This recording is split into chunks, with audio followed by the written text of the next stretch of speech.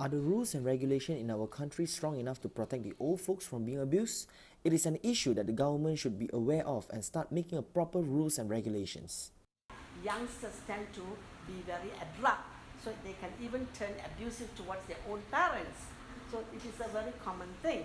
But to do this, our country has relaxed many rules and regulations, but the youngsters may be given proper job. Considering our society nowadays are developed in the sense of technologies and education-wise, people started to report on elderly abuse issues unlike those days. Somehow, does it mean that there is an increment in these elderly abuse issues?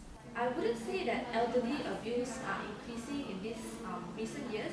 In fact, it has been long in existence, but perhaps in the olden days, people are lacking in their awareness and they are not vigilant to these issues in a sense that they won't actually take the initiative to go and report the cases. The best solution to put a full stop to this issue will always be starting from you yourself, which is to report to the authorities who are in charge regarding elderly abuse issues.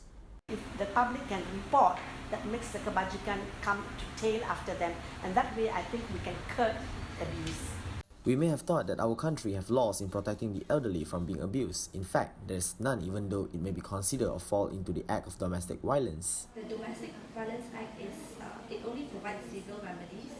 So because domestic violence is a personal matter, you have to sue the other party to fall within that, as it's a private matter. Society nowadays should be aware of this long-term issue that has been going on and making sure that equality still exists among people, especially among the old folks nowadays, to make sure they are part of the community too.